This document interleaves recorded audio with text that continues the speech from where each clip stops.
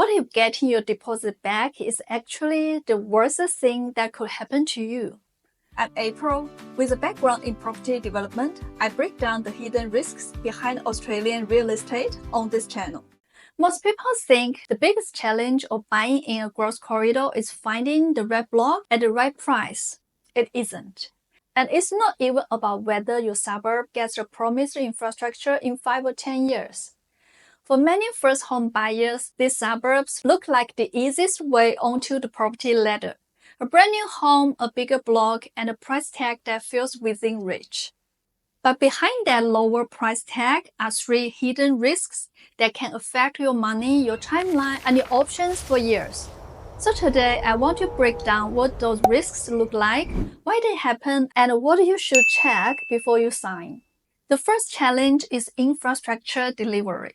When you walk into a display village, the sales team will show you a beautiful master plan, new shopping centers, local schools, parks, and better transport connections. To a lot of buyers, that vision is exactly what makes the purchase attractive. On the brochure, it looks like a complete community, but when thousands of people move in before everything is finished, the daily reality can be very different. Look at Cloverton, a major mass-planned community in Melbourne's north. It was promoted as a future regional center, but for years, residents relied on Donnybrook Road, a narrow rural road that was never designed for that level of traffic. During peak hours, leaving the estate turned into a daily nightmare.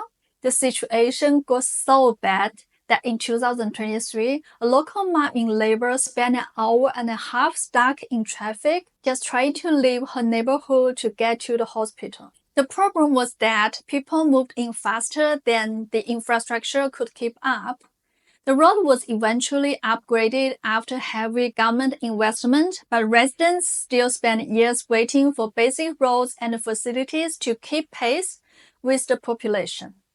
And that is the reality of buying into a brand new suburb. You're living inside an active construction zone for years.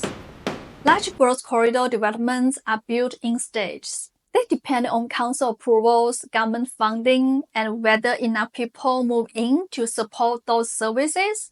Infrastructure usually comes later, often after thousands of residents have already moved in.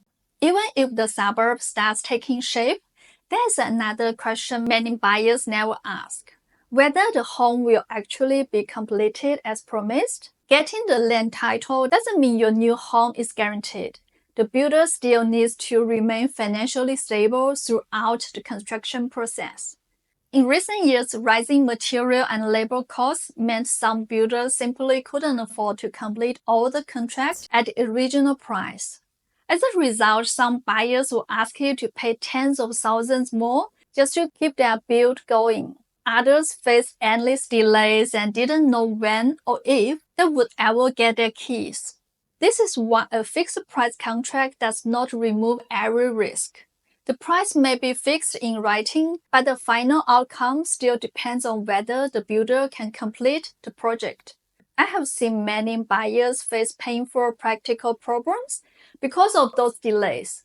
Some had their loan pre-approvals expire because settlement took far longer than expected.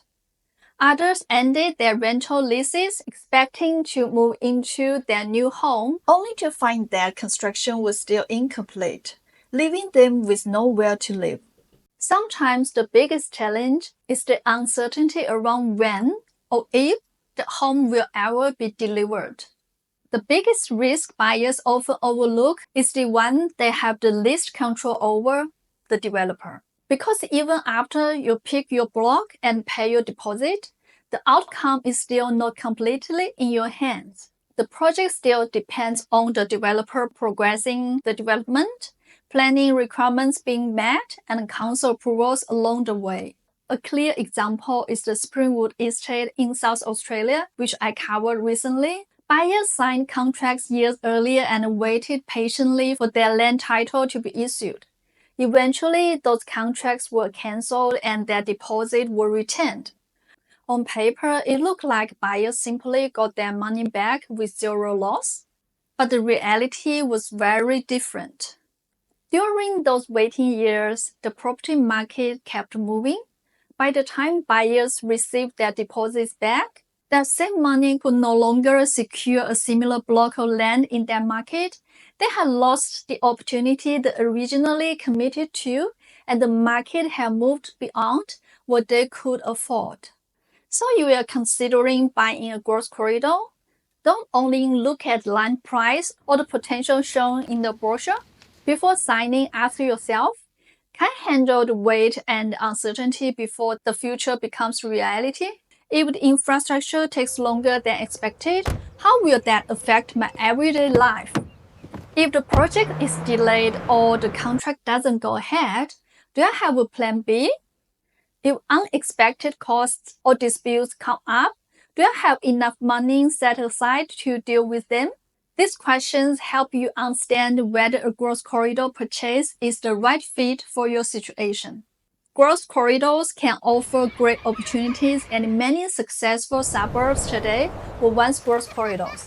Many projects are delivered smoothly and many buyers benefit from getting in early. But the potential growth is only one part of the picture. Before you commit, make sure you understand the timelines, risks, and uncertainties that come with it. If this video helped you spot the things most buyers miss, please like and subscribe to April Talks Aussie. I'll keep breaking down the real stories behind the numbers, from hidden development risks to the actual market trends you need to know before making any big property moves.